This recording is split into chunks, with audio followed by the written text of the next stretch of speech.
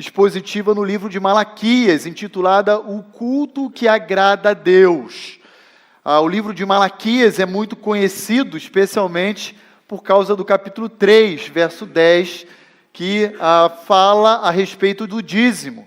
Mas esse texto é muito mal interpretado, muito mal utilizado, e o livro do profeta Malaquias como um todo é outro tipo de texto bíblico que tem sido negligenciado pela igreja cristã e que nós queremos resgatar os seus ensinos e aprender com ele.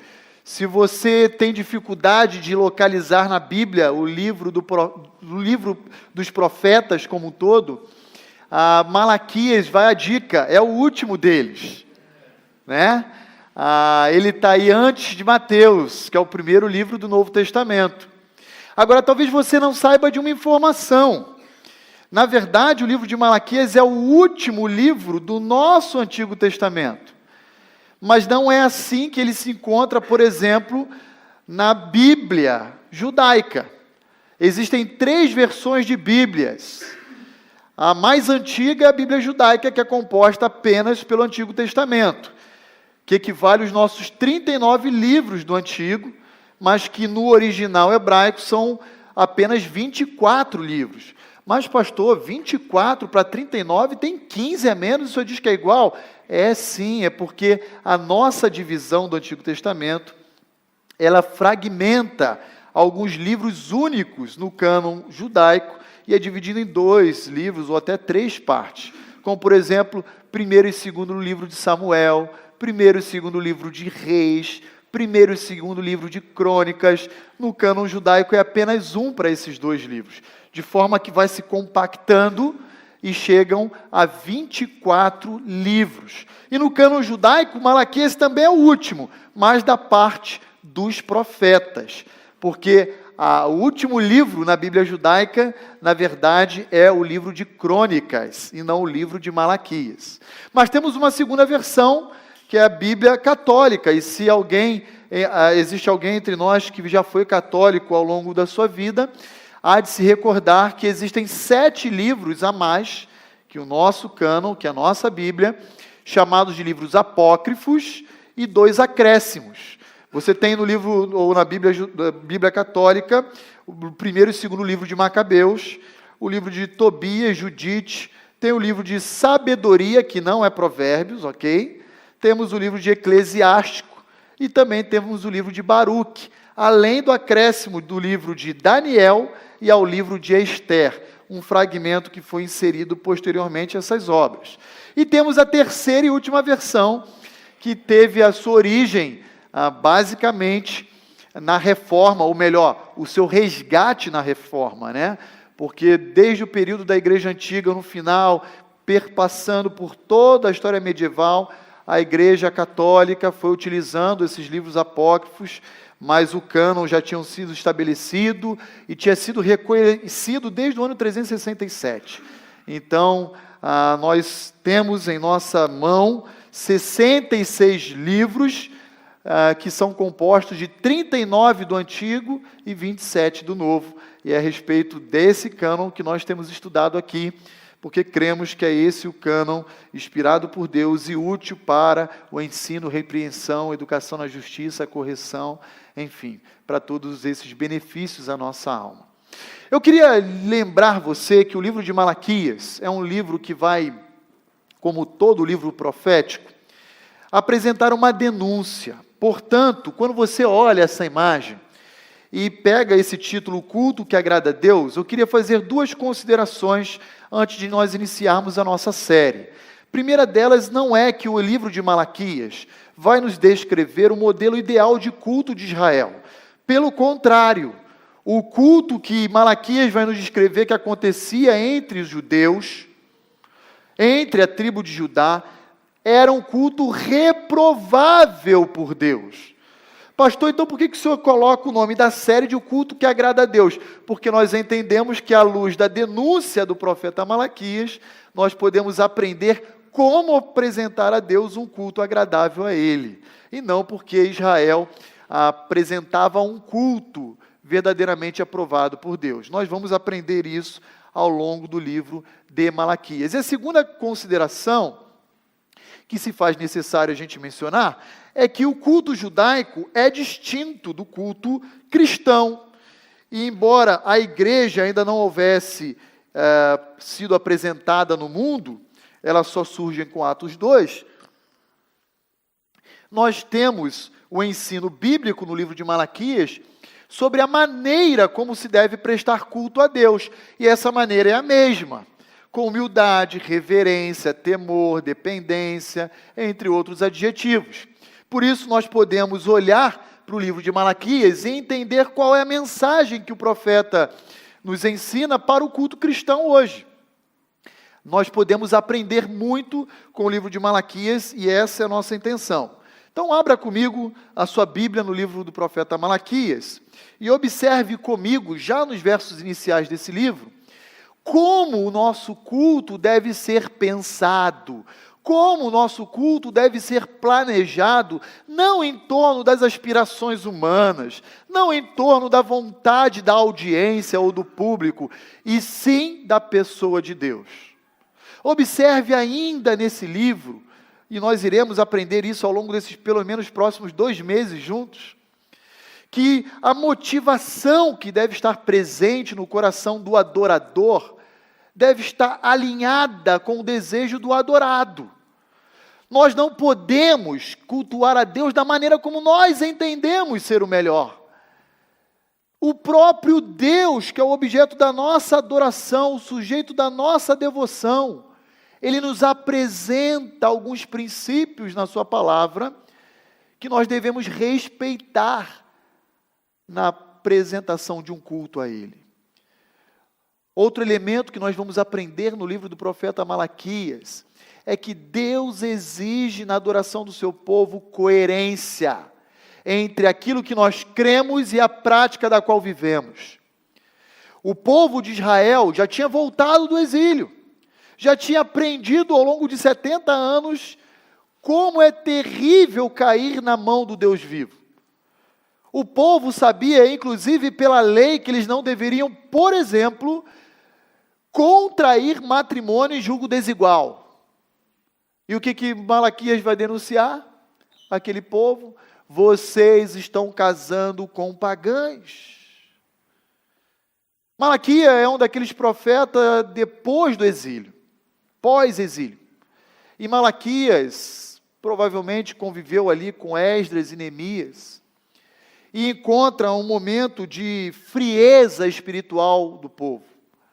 Mesmo que depois de Deus ter trazido da Babilônia a Jerusalém, ter reconstruído todo o muro da cidade em pouco mais de 50 dias, verdadeiramente um milagre. Mesmo depois de Esdras estabelecer, junto com Zorobabel, uma reforma espiritual no meio do povo, algum tempo depois, não muito, aquele povo volta novamente a se esfriar. E começa a murmurar, reclamar de Deus. E Malaquias, então, vai dizer que a adoração deles é uma adoração cínica. É uma adoração hipócrita. A fé deles virou uma mera religiosidade. E Malaquias vai denunciar, vai dizer: olha, até o dízimo, que é uma obrigação legal, que vocês deveriam dedicar a Deus, vocês têm retido entre vocês. Vocês são desonestos com Deus. Vocês oferecem a Deus o pior que há entre vocês. Eu queria que vocês oferecessem isso ao governador de vocês, um governador humano, para você ver o que ele faria com vocês. Agora, para Deus, pode tudo. Vocês acham que podem oferecer a Deus ovelhas mancas, doentes, leprosas, cegas, e que está tudo bem, e que Deus se agrada disso. Então, Malaquias vai verdadeiramente a chamar a atenção, não somente do povo, mas nós também, como igreja de Cristo Jesus, a respeito de alguns princípios e valores que devem estar presentes no nosso culto a Deus. E eu peço que você acompanhe comigo a leitura dos versos iniciais de 1 a 5, quando nós iremos encontrar o amor de Deus sendo declarado ao seu povo, e o cinismo, a hipocrisia, o fingimento como resposta do povo da aliança ao seu Deus. Diz assim os versos iniciais: sentença pronunciada pelo Senhor contra Israel, por intermédio de Malaquias. Eu vos tenho amado, diz o Senhor, mas vós dizeis: em que nos tem amado? Não foi Esaú irmão de Jacó? Disse o Senhor. Todavia amei a Jacó, porém aborreci a Esaú, e fiz dos seus montes uma assolação, e dei a sua herança aos chacais do deserto. Se Edom diz: fomos destruídos, porém tornaremos a edificar as ruínas, então diz o Senhor dos exércitos: eles edificarão, mas eu destruirei, e Edom será chamado terra de perversidade, e povo contra quem o Senhor está irado para sempre. Os vossos olhos o verão, e vós direis: grande é o Senhor, também fora dos limites de Israel. Grande é o Senhor, e também fora dos limites de Israel. Essa verdade é uma verdade que extrapola, ultrapassa apenas a nação judaica, alcançando inclusive nós hoje. Vamos orar mais uma vez? Senhor, diante da exposição da Tua palavra, nós nos submetemos à autoridade do Senhor, para suplicar que o Senhor nos desafie, que o Senhor revele a nós áreas que precisamos ser transformados, e que o Senhor nos ajude a realizar um exame, uma autoavaliação honesta, sincera, da maneira como temos Te adorado, Te cultuado. Senhor, por favor, eu suplico a Ti que o Senhor abra nossa mente e o nosso coração para a correta compreensão da mensagem profética de Malaquias. Eu Te peço isso em nome de Cristo Jesus. Amém. Malaquias, um profeta que provavelmente escreve a sua obra aí, sendo o último dos profetas em exercício, anterior à chegada de João Batista e do próprio Messias, escreve a sua obra por volta do ano 430 a.C. E após ele há uma espécie de um silêncio profético. Deus não mais irá se relacionar com o seu povo como até então ele havia feito. Malaquias é o último porta-voz de Deus, o último embaixador de Deus diante da nação de Israel. E a mensagem que Malaquias vai trazer não é uma mensagem muito agradável.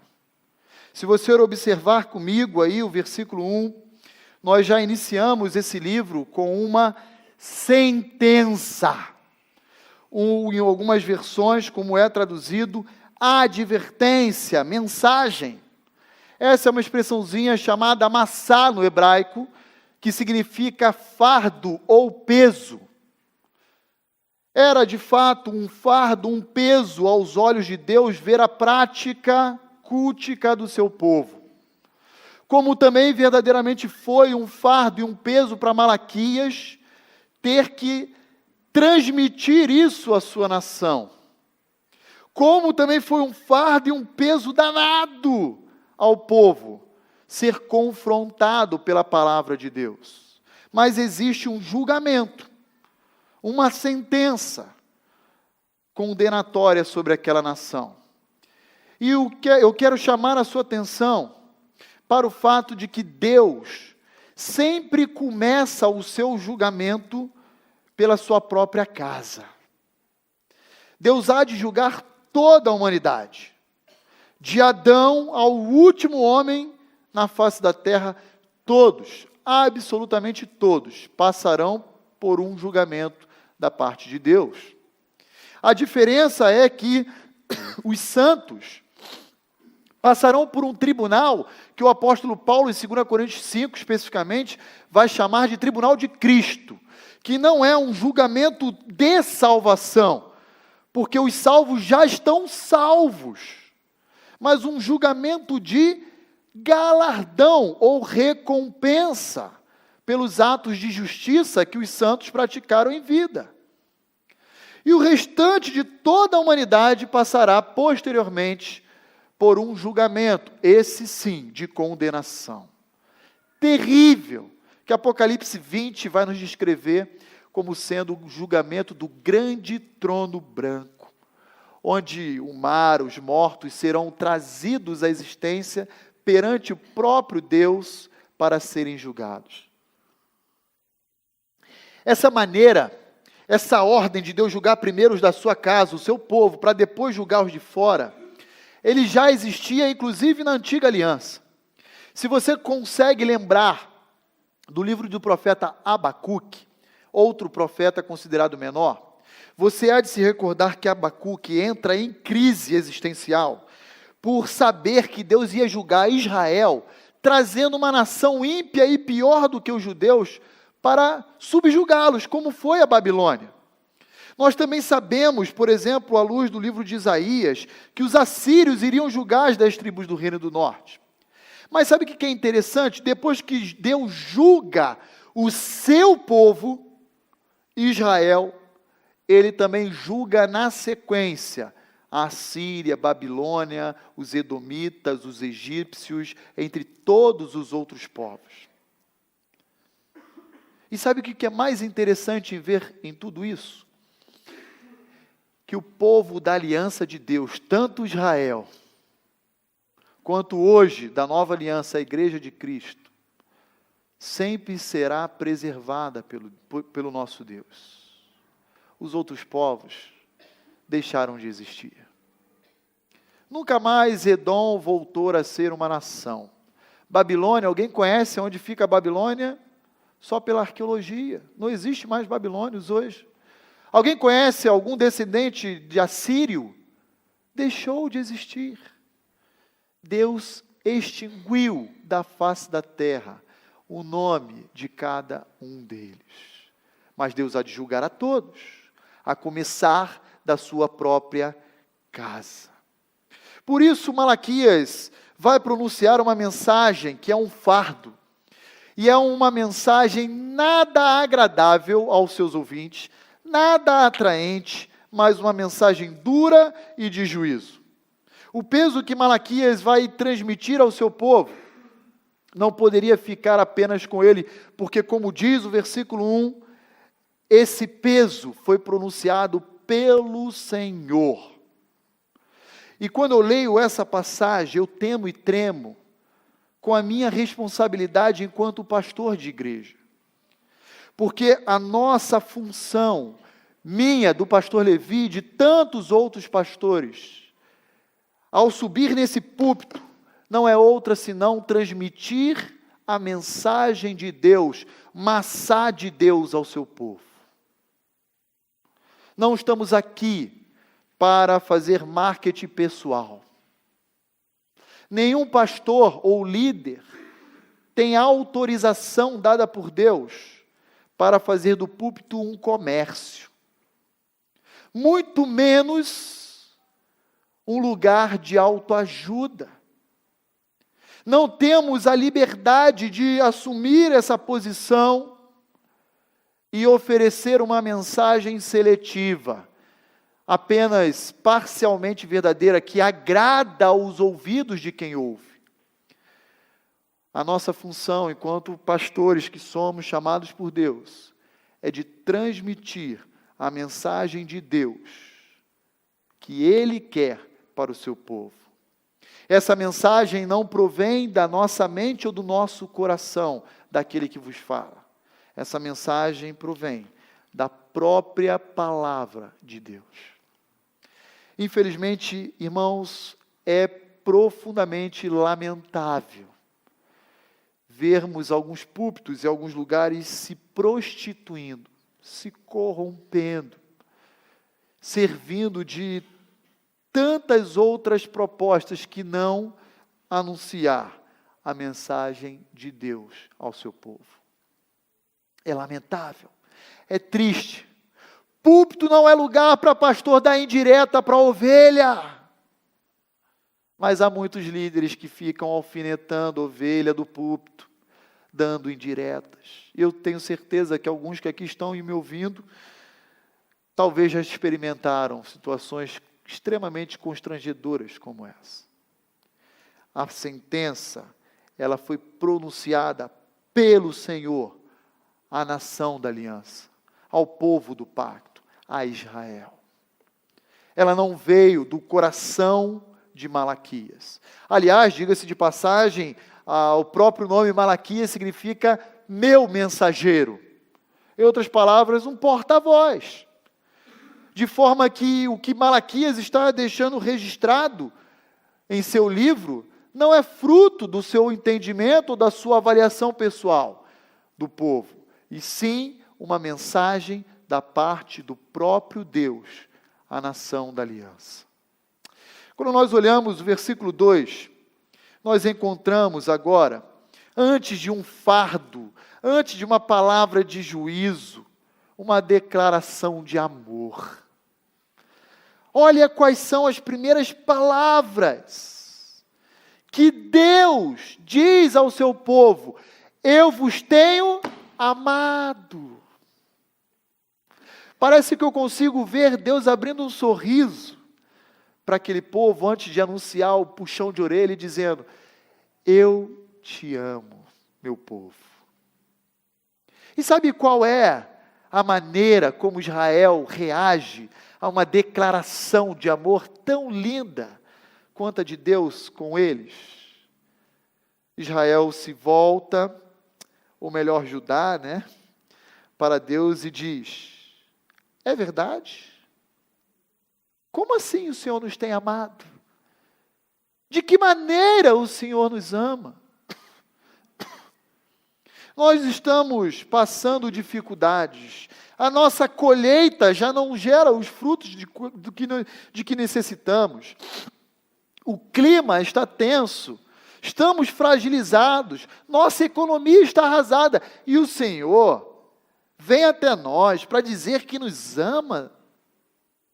E Deus então oferece a sua tréplica, contida aí no versículo 2. Não foi Esaú, irmão de Jacó? Disse o Senhor. Todavia, amei a quem? A Esaú ou a Jacó? Eu decidi amar o enganador. Não que Esaú fosse perverso ou pior do que Jacó. Jacó teve seus momentos de grandes falhas também. A Bíblia relata as falhas dos dois, tanto de Esaú quanto de Jacó. Mas ainda assim eu decidi amar Jacó, o pai de vocês. Abraão, Isaque e Jacó. Não foi Abraão, Isaque e Esaú, foi Jacó. E como vocês têm a capacidade de dizer de que maneira eu vos tenho amado? Será que não está claro para vocês perceber o tamanho do meu amor? As inúmeras manifestações do meu amor para com essa nação, para com esse povo? Olhe comigo o versículo 2 e parte do 3 também, o amor eletivo de Deus pelo seu povo sendo declarado, afirmado, questionado, e mais uma vez, proclamado por Deus. Deus está dizendo: eu amo vocês, e vocês me voltam as costas, vocês me ignoram, vocês me desprezam, vocês me tratam com desdenho. Deixa eu dizer para vocês, Judá, quando vocês me perguntam em que nos tem amado, deixa eu recordar a vocês quem vocês eram. Deuteronômio capítulo 7, tem aí, você não precisa acompanhar, vai ser projetado. Olhe comigo a declaração de amor que Deus profere diante do seu povo. Não vos teve o Senhor afeição, e nem escolheu vocês, Israel, porque vocês eram mais numerosos do que qualquer outro povo à época. Porque, na verdade, vocês eram o menor de todos os povos. Mas porque o Senhor vos amava. E para guardar o juramento que o Senhor fizera aos vossos pais, o Senhor vos tirou com mão poderosa e vos resgatou da casa da servidão, do poder de Faraó, o rei do Egito. Deixa eu falar uma coisa para vocês, casa de Jacó. Vocês não tinham mérito nenhum em si. Vocês eram os menores, vocês não eram os mais belos. Eu não tive afeição, não encontrei afeição em vocês. Vocês não eram os mais fortes. Mas sabe por que vocês existem até hoje? Porque eu decidi amar vocês. E decidi amar vocês antes mesmo de vocês se tornarem uma nação. Quando eu chamei Abraão, eu fiz uma promessa a ele, que não dependia absolutamente de nada da parte dele, em termos de obediência, para que vocês viessem à existência. E eu levei vocês da terra de Gósen, no Egito, e sustentei vocês lá. Trouxe vocês do deserto, entreguei vocês a Canaã, a terra da promessa. Vocês me desobedeceram, veio juízo, mas eu reuni novamente vocês em Jerusalém e reconstruí a cidade. E vocês me perguntam, em que eu tenho amado vocês? Em outras palavras, vocês são cínicos. Vocês agem com fingimento. Vocês são ingratos. Ingratos. Vocês não sabem reconhecer o meu amor manifesto ao longo da existência da história da sua nação. Vocês agem com fingimento, mas a mim vocês não enganam. Eu sou o Deus Todo-Poderoso. E a mim vocês não enganam. O apóstolo Paulo, lá em Romanos capítulo 9, vai tomar emprestado esse verso. Amei a Jacó, porém aborreci Esaú, para desenvolver uma doutrina chamada doutrina da eleição. Se você puder, abra comigo rapidamente lá em Romanos capítulo 9. E essa é uma doutrina muito mal compreendida e atacada por aqueles que não entenderam a manifestação do verdadeiro amor de Deus pelo seu povo. Olhe lá o versículo 11 ao 13 de Romanos capítulo 9. Olha aqui que Deus está falando através de Paulo a respeito da história de Israel. E ainda não eram gêmeos, Romanos 9, 11. Não eram gêmeos nascidos, nem tinham praticado o bem ou o mal, para que o propósito de Deus, quanto à escolha ou à eleição, prevalecesse, não por obras, mas por aquele que chama.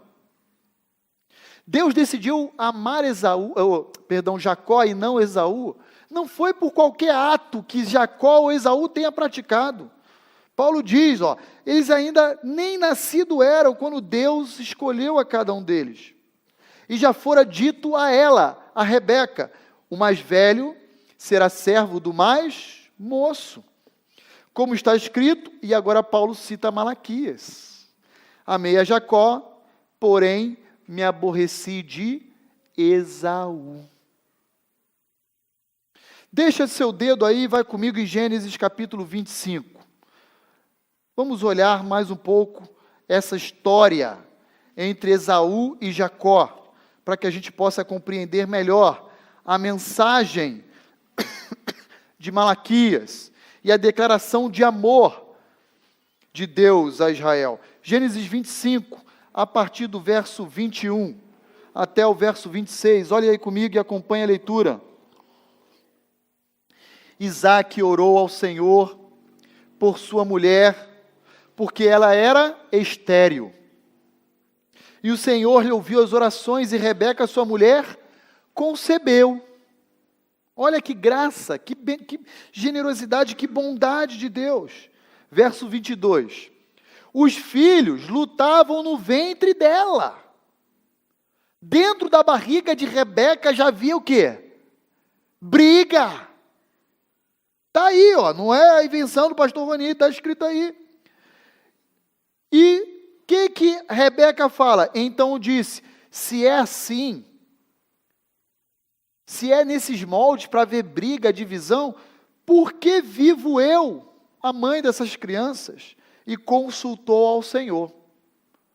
Então ela devia sentir já uma animosidade em seu ventre, e ela vai a Deus em oração, e diz, Senhor, se é assim, por que o Senhor me deu eles? Por que eu estou viva? Me leva. E a resposta de Deus aí, versículo 23. Respondeu-lhe o Senhor, 2 nações há no teu ventre, 2 povos nascidos de ti. Eles se dividirão. Um povo será mais forte que o outro, e o mais velho servirá ao mais moço. Olha Paulo tomando emprestado a mensagem de Gênesis 25 e Malaquias 1 para usar em Romanos 9, desenvolvendo a ideia da eleição. E versículo 24 diz, cumpridos os dias para que desse a luz, eis que se achavam gêmeos no seu ventre. Saiu o primeiro ruivo, todo revestido de pelo, por isso lhe chamou de Esaú. Mas o mais moço dominará sobre o mais velho. Depois nasceu o irmão, segurava com a mão o calcanhar de Esaú, por isso lhe chamaram Jacó. Era Isaque de 60 anos, quando Rebeca lhes deu a luz. Eu queria chamar a sua atenção para a realidade de que a doutrina da eleição, ela é o fundamento, ou pelo menos dos fundamentos, ou dos alicerces do culto a Deus. Quem deve prestar culto a Deus, naturalmente não são os de fora, são os escolhidos por Deus, aqueles que Deus separou nominalmente para adorar, para fazer parte da sua família, para fazer parte do seu povo. A doutrina da eleição, quando mal compreendida, vai culminar em um Deus injusto, em um Deus perverso. Mas esse Deus não corresponde ao Deus das Escrituras. Deus não tinha a obrigação de amar nenhum dos dois, mas Ele escolheu, vou amar um. E por Ele amar esse um, Ele não é injusto em deixar de amar o outro. Mas continuando, olhando novamente para o livro de Malaquias, eu convido você a voltar comigo. Você há de encontrar novamente aí, a partir do verso 3, até o versículo 5, de Malaquias, capítulo 1. O porquê Deus abomina a Esaú e a sua linhagem, a sua descendência. Diz lá o versículo 3, porém aborreci Esaú e fiz dos seus montes uma assolação, e dei a sua herança aos chacais do deserto. Eu peguei toda a sua propriedade, aquilo que pertencia a Esaú e aos seus descendentes, que residem em Edom, e eu levei tudo isso para o deserto, a lugares ermos, a lugares de violência, de morte, de sequidão. Se Edom diz, não vamos baixar a cabeça para Deus, nós fomos destruídos, porém tornaremos a edificar as ruínas, Deus diz, pode levantar, que eu vou derrubar de novo, e a memória de vocês não vai permanecer em pé. De forma que eles edificarão, mas eu destruirei, e Edom será chamado terra de perversidade, e o povo contra quem o Senhor está irado para sempre. Você talvez, ao ler esses versos 3 e 4, esteja se perguntando por que Deus tem tanto desprezo, Por que Deus abomina Esaú e a sua descendência? Na verdade, não existe uma resposta simplificada para esse questionamento. Precisamos olhar para toda a história de Edom e de Esaú no Antigo Testamento e observar onde eles falharam. E essa história de ruína começa já com Esaú na venda da sua primogenitura a Jacó. Jacó enganou Isaque, mas não Esaú. Esaú, consciente do negócio que estava fazendo. Se você quiser ler aí em casa, depois com calma, leia Gênesis 25, você vai se recordar dessa história. Jacó oferece uma porção de pão e lentilhas. E Esaú, então, vende o seu direito de primogenitura a Jacó. Um privilégio, um prestígio que Deus havia estabelecido no seu povo para valorizar e honrar os primogênitos de todas as famílias de Israel. Esaú fez pouco caso, amassou e jogou no lixo. Começa assim a história de ruína já de Esaú e dos edomitas, que são os descendentes de Esaú. Não satisfeito por isso, se você olhar um pouco mais adiante, quando a nação de Israel sai do Egito, deixa seu dedo aí comigo marcado em Malaquias, vai lá comigo agora em Números. Números capítulo 20. Nós estamos passeando em alguns textos aqui, porque são extremamente importantes para compreender o contexto da mensagem de Malaquias. E olhando Números 20, a partir do verso 14, você vai encontrar a nação de Israel pedindo autorização ao rei de Edom para atravessar em direção à terra prometida, o território dos edomitas, e o rei impedindo a passagem de Israel. Olha aí como está descrito, Números 20, a partir do verso 14. Enviou Moisés de Cádiz Barneia, mensageiros ao rei de Edom, descendente de Esaú, a dizer-lhe: assim diz teu irmão Israel. Olha que interessante. Sabe quem está escrevendo para vocês? Rei de Edom. Somos seus parentes. Somos Israel, irmão de Esaú. E ele diz: bem sabes todo o trabalho que nos tem sobrevindo. Como os nossos pais desceram ao Egito, e nós no Egito habitamos muito tempo, e como os egípcios nos maltrataram, a nós e aos nossos pais. Vocês sabem do que nós passamos lá, durante anos, décadas, centenas de anos. E clamamos ao Senhor, e Ele ouviu a nossa voz, e mandou o anjo, e nos tirou do Egito. E eis que estamos em Cádiz, cidade nos confins do teu país, aí no final, fronteira ao teu território. Deixe-nos passar pela tua terra, não o faremos pelo campo nem pelas vinhas, nem beberemos a água dos poços, iremos pela estrada real, não nos desviaremos para a direita nem para a esquerda, até que passemos pelo teu país. Porém Edom lhe disse: não passarás por mim, aqui vocês não têm acesso. Para que não saia eu de espada ao teu encontro, e extermine o seu povo. Então os filhos de Israel lhe disseram: subiremos pelo caminho trilhado, e se eu e o meu gado bebermos das tuas águas, eu pagarei o preço de cada uma delas. Outra coisa eu não desejo senão passar a pé no meio de vocês. Só queremos atravessar aqui a sua região. Nós somos irmãos. Porém o rei de Edom lhe disse: não passarás. E saiu-lhe Edom ao encontro com muita gente, com mão forte, literalmente armado, com espada empunhada para a guerra. Assim recusou Edom deixar passar a Israel pelo seu país, pelo que Israel se desviou dele. Ora, por que Deus fala que os edomitas são chamados da parte de Deus de terra de perversidade? Porque Deus chama esse povo de terra, ou de povo contra quem Deus se ira para sempre. Em primeiro lugar, porque Esaú desvalorizou aquilo que Deus valoriza.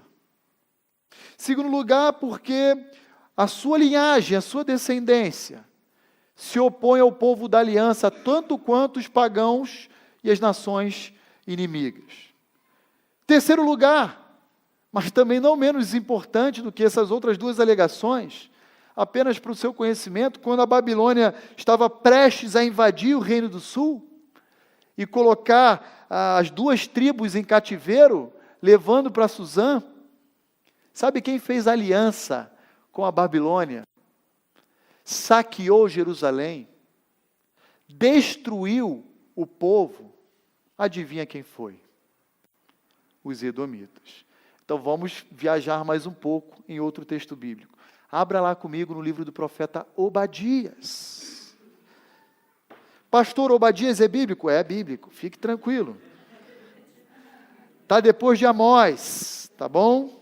Joel, Amós, Obadias, Jonas, Naum, Miqueias, ok? Obadias. Obadias só tem um capítulo. Olhe lá comigo, a partir do verso 10. Aqueles que estão com a versão digital é mais fácil, né?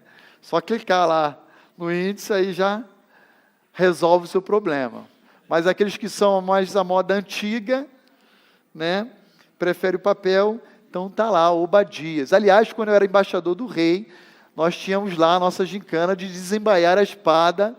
E Obadias, capítulo 1, verso... Só tem um capítulo, né? Verso 2. Carregar. Olha aí comigo a sentença que Obadias profere da parte de Deus também, a partir do verso 10, contra os edomitas. Por causa da violência feita a teu irmão Jacó. Se você olhar o verso 9, está falando a Esaú e aos edomitas, tá? Então a condenação aqui se refere aos edomitas. Por causa da violência feita a teu irmão Jacó, cobrir-te-á a vergonha e serás exterminado para sempre. No dia em que, estando tu presente, estranhos lhe levaram os bens, e estrangeiros lhe entraram pelas portas, e deitaram sorte sobre Jerusalém, uma menção aos babilônios, tu mesmo era um deles. Em outras palavras, você tinha feito uma aliança, e estava saqueando ao teu irmão Jacó, tanto quanto os babilônios. Mas tu não devias ter olhado com prazer para o dia do teu irmão, o dia da sua calamidade. Sabe o que os edomitas fizeram ao ver Jerusalém sendo incendiada? Se alegraram, se regozijaram pela calamidade que o povo da aliança estava experimentando. Nem ter te alegrado sobre os filhos de Judá no dia da sua ruína. Um paralelismo aqui. Nem ter falado de boca cheia no dia da angústia. Em outras palavras, vocês estavam com a boca cheia de comida, enquanto o teu irmão Jacó estava com a barriga vazia de alimento. Esses são vocês. Não devias ter entrado pela porta do meu povo no dia da sua calamidade. Tu não devias ter olhado com prazer para o seu mal no dia da sua calamidade, nem ter lançado mão nos seus bens no dia da sua calamidade. Não devias ter parado nas encruzilhadas para exterminares os que escapassem. Alguns judeus que saíram fugindo para preservar a sua vida foram alcançados nas portas e nas saídas das cidades pelos edomitas que os matavam. Nem ter entregado os que lhe restassem no dia da angústia. E vocês ainda entregaram aos babilônios, a Nabucodonosor. Por causa disso, vocês serão chamados de terra da perversidade.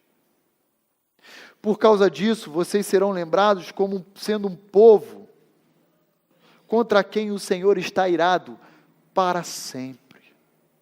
Por causa disso, o nome de vocês será extinto da face da terra.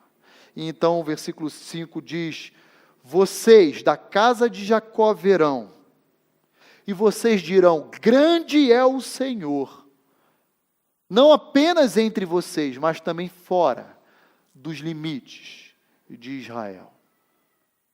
Grande é o Senhor, também fora dos limites de Israel. A grandeza de Deus, o seu poder, a sua majestade, impede que os inimigos do seu povo permaneçam de pé. Sabe o que aconteceu? Depois de Deus julgar o seu povo, o primeiro Israel, levando ao cativeiro babilônico, Deus julgou a nação dos edomitas, bem como a Babilônia. Deus levantou outra nação ímpia, os persas, e exterminou a Babilônia, os medos persas.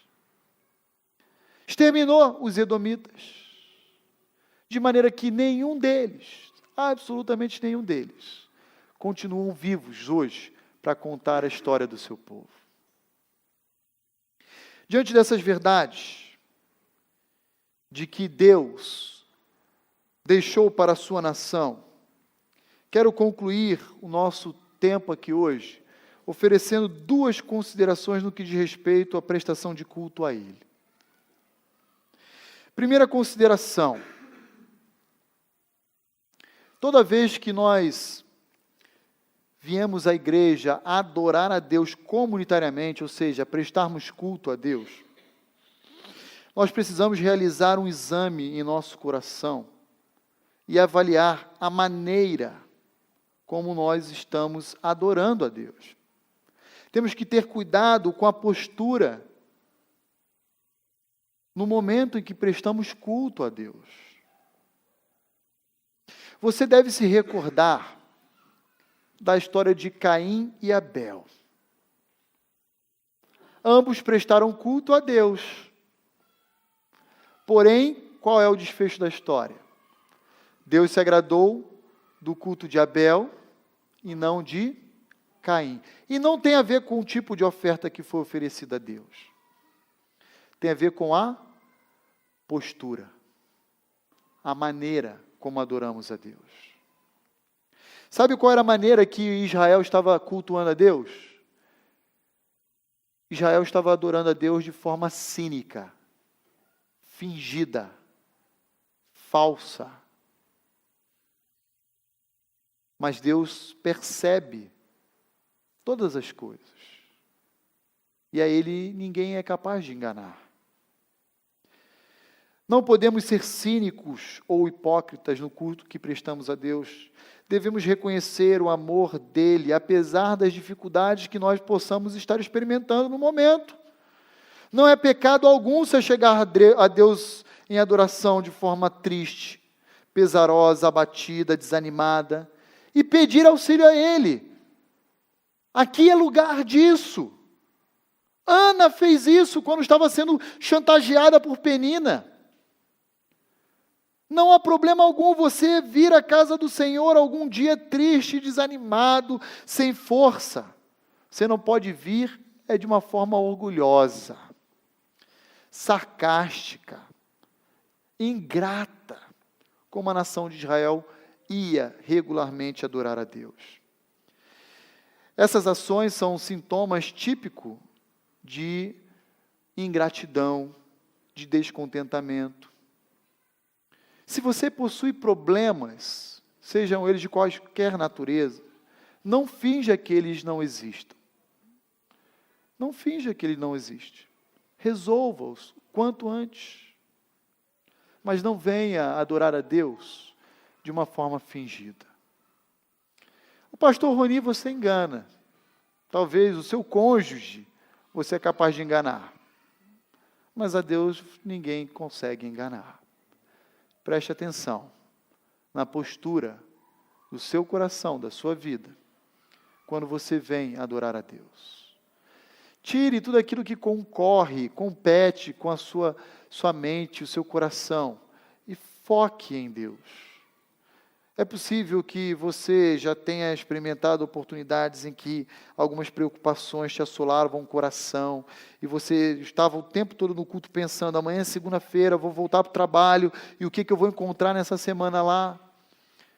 Isso é possível. Lute com o seu coração ansioso, mas dedique uma adoração íntegra e honesta a Deus. Uma segunda e última consideração.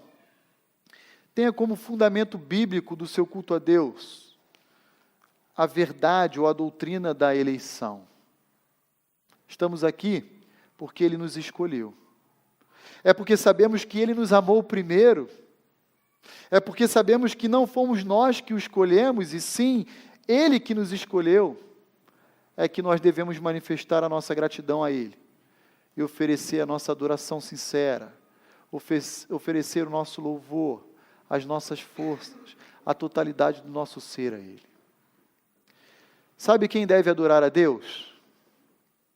Aqueles que Ele escolheu para si. Não espere que os de fora adorem a Deus, mas aqueles que Ele escolheu não podem se omitir em uma adoração genuína.